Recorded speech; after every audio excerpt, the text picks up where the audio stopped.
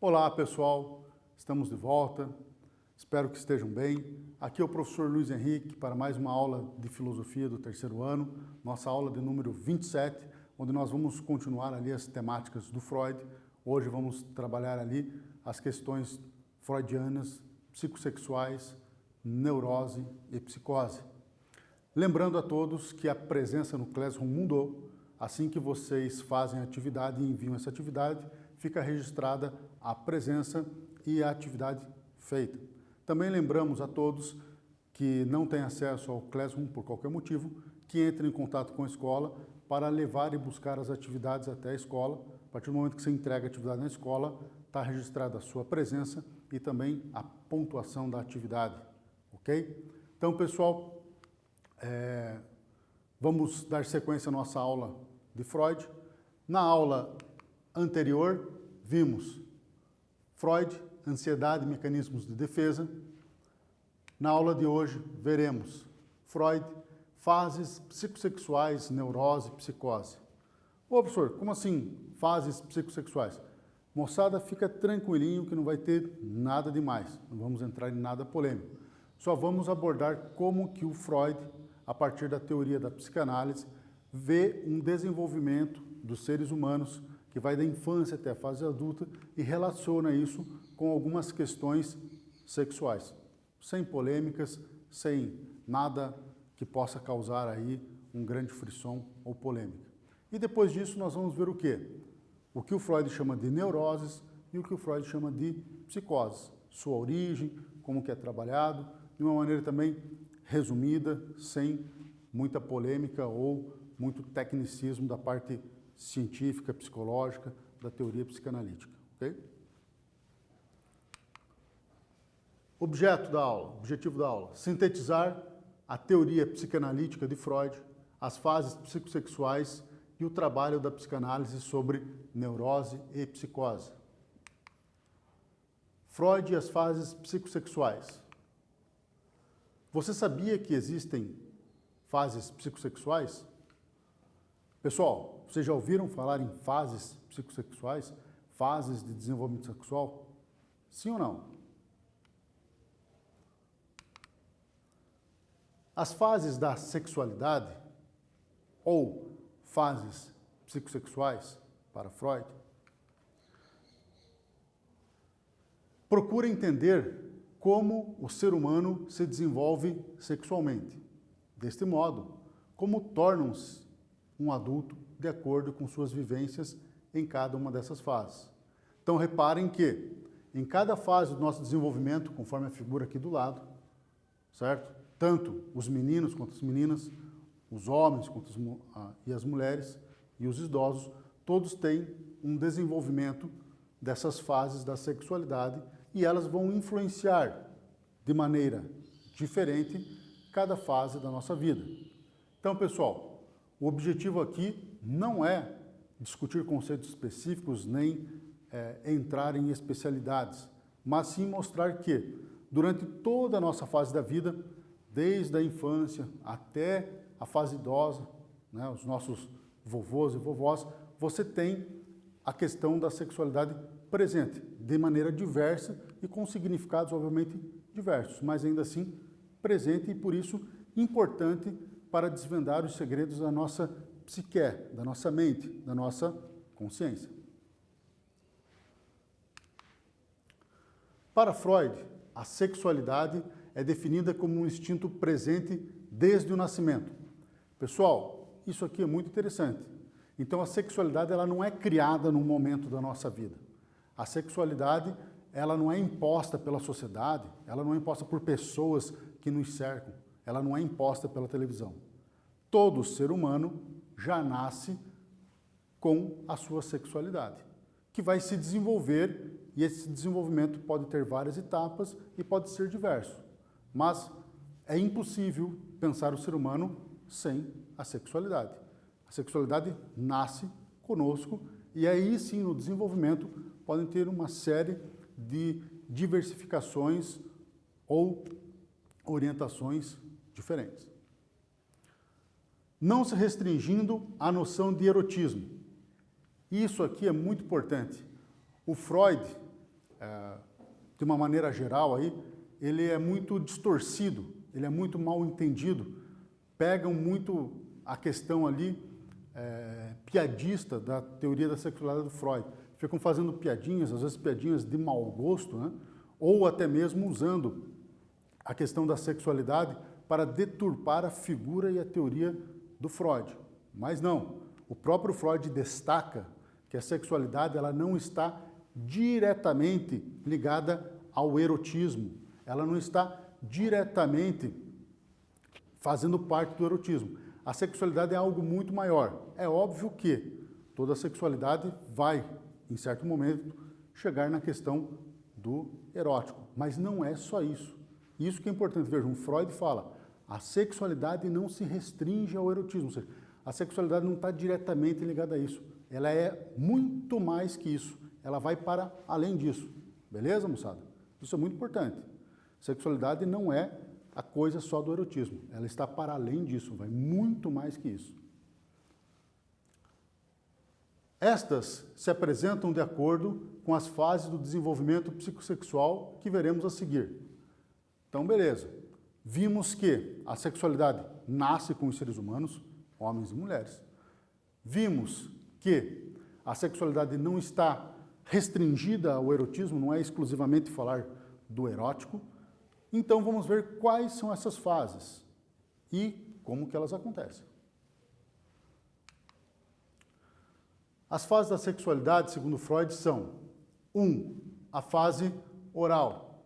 A fase oral acontece ali na parte mais inicial da infância, do 0 aos 2 anos, mais ou menos. Essas questões de idade em psicologia, ela não é precisa, tipo, com 2 anos acabou. Não, é mais ou menos por ali começa a ter uma outra fase. E não significa que essa fase acabou, significa que elas vão se interrelacionar com as outras que vão surgindo. Mas enfim, fase oral. Do nascimento até mais ou menos 2 anos de idade. Significa o quê? Significa que o bebê conhece os instintos e tem a sua satisfação pela boca, pelos alimentos que ele ingere.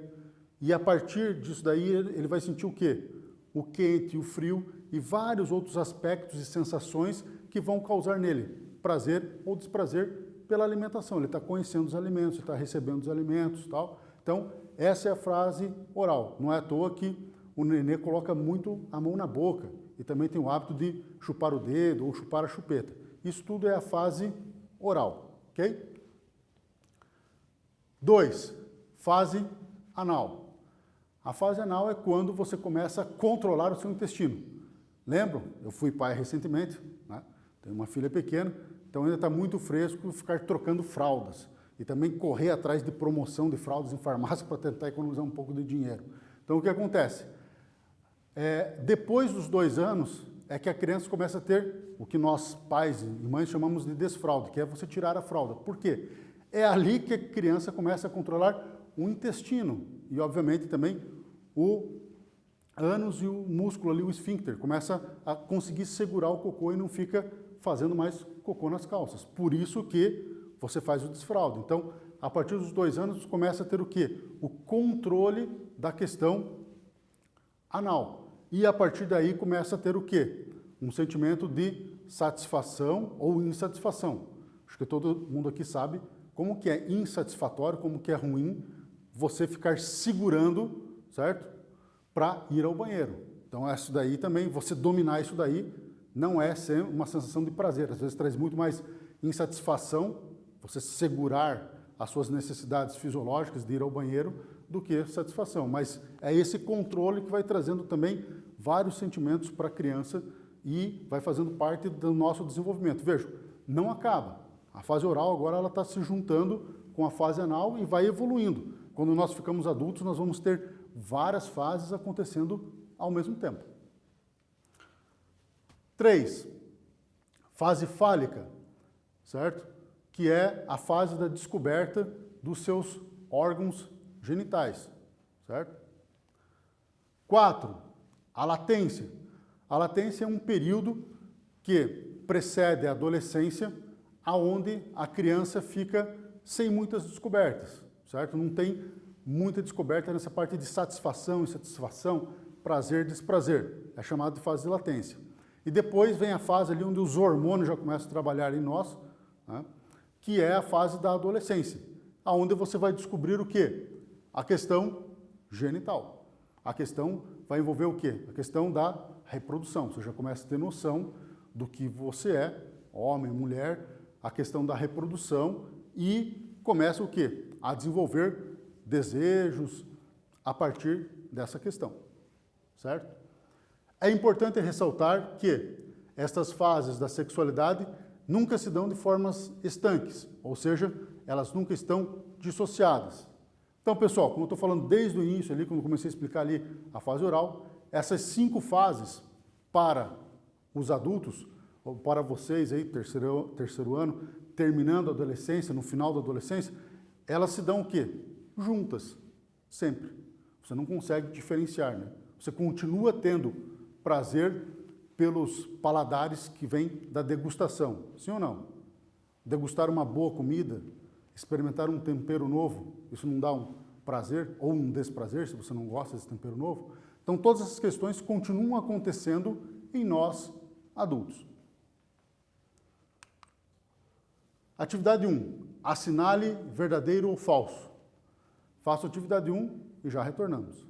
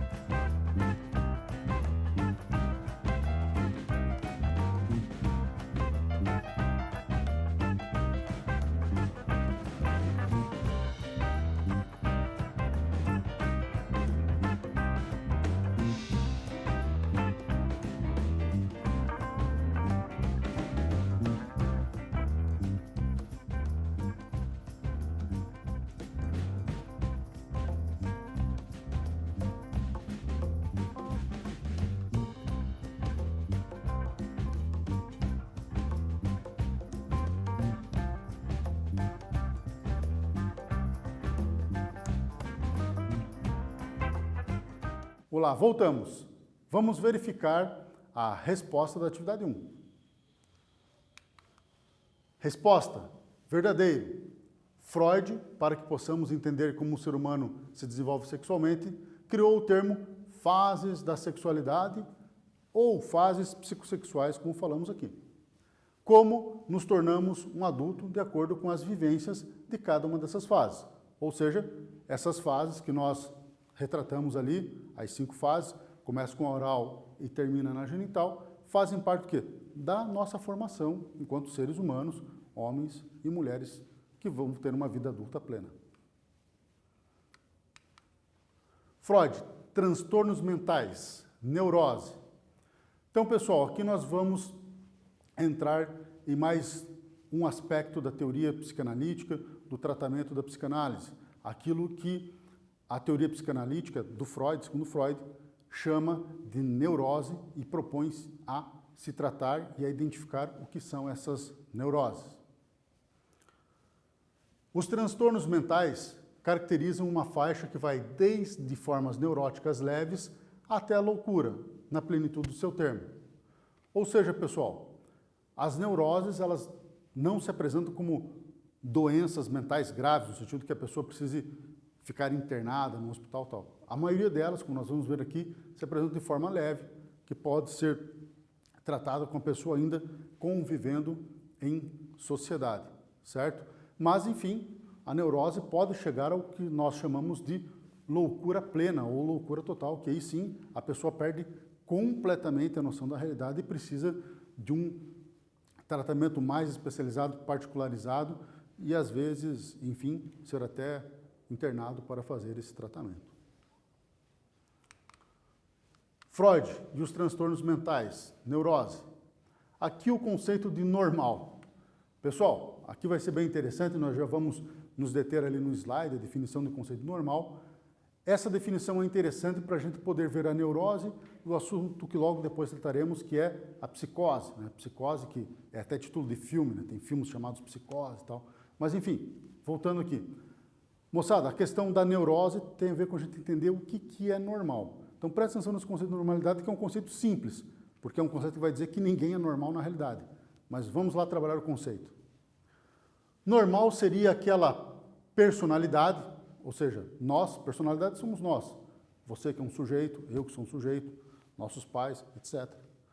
Normal seria aquela personalidade com capacidade de viver eficientemente. Pô, professor, como assim viver eficientemente? Já vamos ver. Não é eficiência no sentido produtivo que nós estamos acostumados, dar bons resultados na escola, dar bons resultados no trabalho. Eficiente no sentido o quê? De viver com as pessoas de uma maneira educada e sensata. Mas vamos ver mais de perto. Capacidade de viver eficientemente, isto é, relacionar-se emocional e satisfatoriamente com outras pessoas, trabalhar, repousar, se divertir. A capacidade de mensurar, julgar e lidar com a realidade, aceitando suas imperfeições.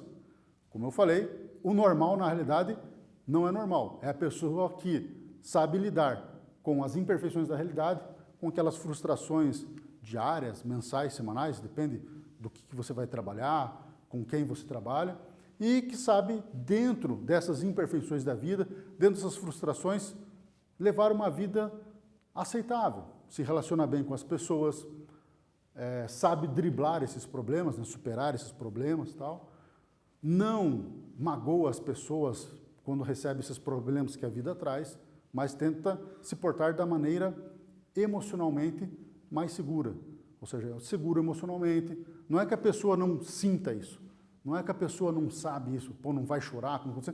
A pessoa pode até chorar, pode até passar por um momento ali de desilusão, frustração forte, mas ela passou esse momento, ela não vai ficar remoendo isso e, principalmente, vai se relacionar de maneira madura, vai se relacionar de maneira competente com as outras pessoas, sem culpar os outros, sem agredir os outros, sem ficar jogando toda a sua frustração nos outros. Isso que seria o normal. Então, vejam, é um normal que não é normal. É o normal o seguinte, eu lido com as minhas frustrações de uma maneira aceitável para mim e para os outros que me cercam. Mas eu sei que eu tenho esses probleminhas. Então, a normalidade é muito mais no saber viver, como se diz ali, de maneira eficiente, do que no ser normal, no sentido de alguém perfeito que não tem problemas, ok? A neurose é a existência de tensão excessiva e prolongada, de conflito persistente ou de uma necessidade prolongamente frustrada. A neurose determina uma modificação, mas não uma desestruturação da personalidade e, muito menos, perda de valores da realidade. Então, pessoal, de novo, a questão de um conflito, de uma frustração muito grande que vai desestruturar a pessoa. Lembre, na ansiedade, a gente não falou disso. A pessoa não fica desestruturada, abalada. Aqui sim, se a pessoa está numa neurose, houve uma desestrutura, mas não perda da realidade. Isso é interessante. Ou seja, a pessoa não vai para um mundo só dela. Ela continua vivendo aqui no mundo, mas de uma maneira muito penosa, muito conflituosa, que precisa ser tratada, precisa ser trabalhada.